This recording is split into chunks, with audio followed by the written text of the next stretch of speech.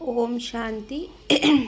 आज 30 सितंबर 2022 की साकार मुरली है।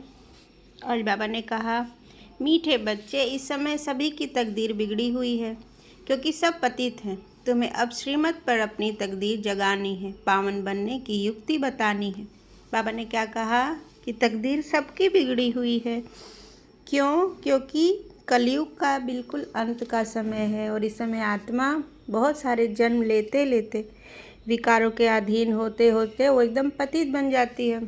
तो अब श्रीमत जो हमारे श्रेष्ठ सुप्रीम सोल हमारे शिव बाबा जब आते हैं संगम युग पे, तो वो अपनी श्रीमत देते हैं कि बच्चे अब पवित्र बनो, विकारों को छोड़ दो, तो पावन बनो, विकारों को छोड़ो और इस ज्ञान को धारण करो। तो पावन बनने का ये ज्ञान हमें सबको बताना है, सबकी तकदीर जगानी है। फिर से आज का प्रश्न है, सबसे खराब चाल कौन सी है जिससे बहुत नुकसान होता है? उत्तर है, एक दो को पत्थर मारना अर्थात कड़वे बोल बोल कर जख्मी कर देना। यह है सबसे खराब चाल, इससे बहुत नुकसान होता है। तुम बच्चों को अब रूप बसंत बनना है, अच्छे मैनर्स धारण करने हैं। तुम्हारे मुख से सदैव अविनाशी ज्ञान रत्न निकलने चाहिए। आत्मा को भी याद से रूपवान बनाना है और बाप जो ज्ञान रत्न देते हैं उनका दान करना है। बहुत मीठे बोल बोलने हैं, कड़वे बोल बोलने वालों से किनारा कर लेना है। बाबा ने क्या कहा कि सबसे खराब चाल कौन सी है?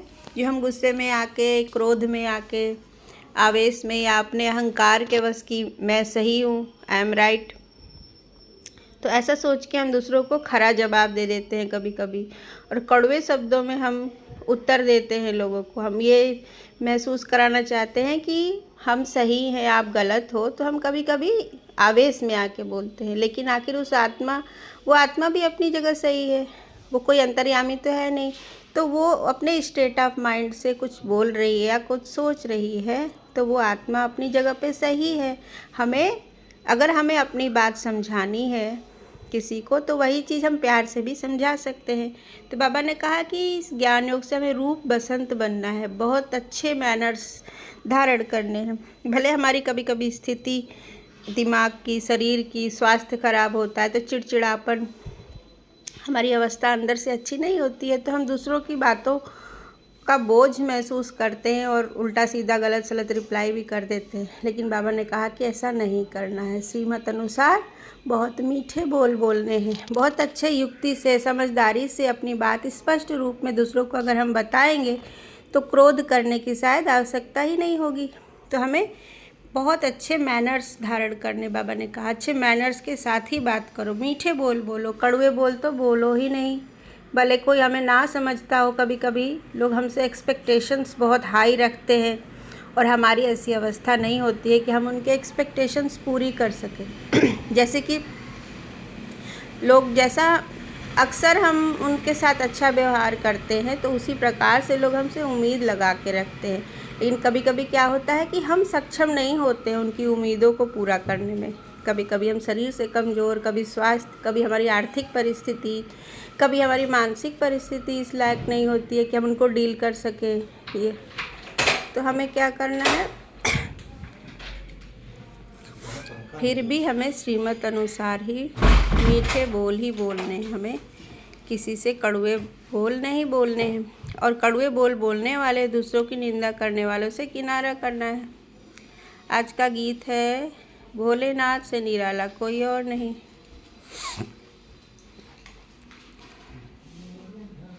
आज बाबा ने धारणा के लिए मुख्य सार में बताया, निंदा करने वालों का संग कभी भी नहीं करना, ग्लानि करनी और न सुननी है, न किसी की ग्लानि करनी है और न कोई दूसरे सुनाए तो सुननी भी नहीं है। बुद्धि को पारस बनाने के लिए मुख से ज्ञान रत्नों का दान करना है, सिर्फ ज्ञान की ही बातें एक दूसरे से करें, किसी की निंदा ना करें। दूसरा है, ज्ञान मटेरियल से मनुष्यों को देवता, कांटों को फूल बनाने की सेवा करनी है, अपना और सर्व का कल्याण करने का ही धंधा करना है। आज का वरदान है, प्रत्यक्षता और प्रतिज्ञा के बैलेंस द्वारा सर्व को बाप की ब्लेसिंग प्राप्त कराने वाले विजयी रत्न भव। प्रत्यक्षता का नगाड़ा बजाने के लिए दृढ़ता संपन्न प्रतिज्ञा करो, प्रतिज्ञा करना माना जान की बाजी लगा देना। जान चली जाए लेकिन प्रतिज्ञा नहीं जा सकती। दृढ़ प्रतिज्ञा वाले कैसी भी परिस्थिति में हार नहीं खा सकते। वह गले का हार अर्थात विजयी रत्न बन जाते हैं। तो जब ऐसी दृढ़ प्रतिज्ञा करो तब प्रत्यक्षता हो। प्रत्यक्षता और प्रतिज्ञा इन दोनों का बैलेंस ही सर्व आत्माओं को बाप दादा द्वारा ब्लेसिंग प्राप्त होने का आधार है। प्रतिज्ञा कर लेंगे तो हम फिर डिसबैलेंस नहीं होंगे। श्रीमत पे दृढ़ रहना है। आज का स्लोगन है लवलीन स्थिति का अनुभव करो तो स्मृति विस्मृति के युद्ध में समय नहीं जाएगा। अगर सदा बाप की याद में लवलीन रहेंगे तो हम भूले हैं, हमें याद करना है, इसकी मेहनत नहीं करनी पड़ेगी। बाबा को याद करने की मेहनत करने की युद्ध चलता रहता है। भूल गए फिर याद आया, फिर भूले फिर याद आया, ऐसा नहीं। सदैव ही आत्मिक स्थिति में टिक के शिव बाबा की याद में लवलीन रहना है। ओम शांति।